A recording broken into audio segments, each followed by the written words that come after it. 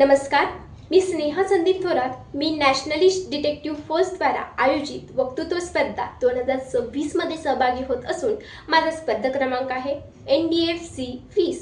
माझ्या भाषणाचा विषय आहे डिटेक्टिव्हची भविष्यामध्ये असलेली आवश्यकता. गोष्टी गुंतागुंतीच्या, गुन्हेगारी नवशोधकी डिटेक्टिव्हची आवश्यकता भविष्यामध्ये नेहमी राहील. सत्याचा धागा शोधून असत्याचा नाश करायला शोधक दृष्टी हवी मानवी समाजाला वाचवायला. केवळ संशय नाही तर पुराव्यांच्या महासागरातून सत्याचे मोती शोधून काढणारा कल्पक कलाकार म्हणजे डिटेक्टिव्ह. असं म्हणलं जातं की गुन्हा कधीही पूर्णतः लपवता येत नाही, परंतु बदलत्या परिस्थितीनुसार गुन्ह्याचे स्वरूपही बदलत चाललेले आहे. आत्ताचे युग हे AI आणि डिजिटलचे युग आहे. या युगामध्ये डिटेक्टिव्हची भूमिका ही केवळ संशयास्पद व्यक्तींचा पाठलाग करण्यापुरती मर्यादित राहिलेली नाही. म्हणून मला असं वाटतं की उद्याची युद्धे ही शस्त्रांनी नाही तर डेटाने लढली जातील आणि हा डेटा सुरक्षित ठेवणारा योद्धा हा डिटेक्टिव्ह असेल. आर्टिफिशियल इंटेलिजन्सद्वारे तयार केलेली माहिती मजकूर आज ओळखणेच कठीण झालेले आहे. भविष्यामध्ये AI द्वारे तयार केलेली माहिती खरी आहे की खोटी आहे हे ओळखण्यासाठी AI डिटेक्टिव्हचीच आवश्यकता भासणार आहे. भविष्यातील गुन्हेगार हे अधिक हुशार असतील आणि यामुळे डिटेक्टिव्हची भूमिका ही केवळ गुन्हेगारांविरुद्ध पुरावे गोळा करून चालणार नाहीत, तर त्यांच्या मानसिकतेचा विचार करून ते पुढचे पाऊल काय उचलणार आहेत याचा अंदाज घेणे तितकेच महत्त्वाचे आहे. सध्या इंटरनेटमुळे गुन्हेगार हे एका देशामध्ये बसून दुसऱ्या देशामध्ये गुन्हा करताना दिसून येतात. अशावेळी आंतरराष्ट्रीय स्तरावर तांत्रिक संवाद साधू शकणाऱ्या आणि कायद्याची जाण असलेल्या डिटेक्टिव्हची गरज अत्यंत महत्त्वाची आहे.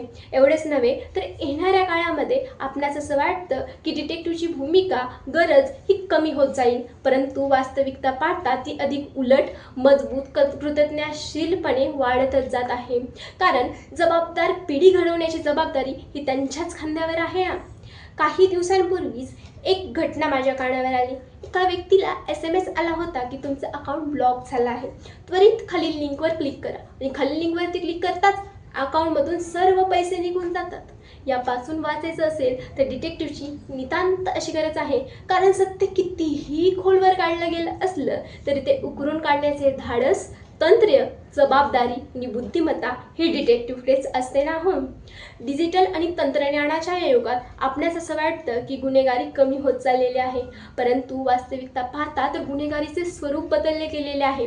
पूर्वी चोरी, मारामारी अशा स्वरूपाचे शारीरिक गुन्हे होत होते, परंतु आत्ताच्या युगामध्ये सायबर, डेटा चोरी, कॉर्पोरेट हॅकिंग, तस्करी अशा स्वरूपाचे गुन्हे आढळून येत आहेत. हे वेळीच थांबवणं घेणं गरजेचं आहे आणि यासाठी डिटेक्टिव्हची आवश्यकता ही वाढतच जात आहे. जग जसं जसं गुंतागुंतीचं होत जाईल तसं तसं डिटेक्टिव्हची भूमिका ही वाढतच जाणार आहे. कारण डिटेक्टिव्हची भूमिका केवळ गुन्हेगारांना पकडणे इतकी मर्यादित नसून सुरक्षित समाज घडवण्यासाठी ते पोलीस यंत्रणेला देखील मदत करताना दिसून येत आहेत. आता सायबर गुन्हे हे कमी होणार नाहीत, उलट ते वाढतच जाणार आहेत.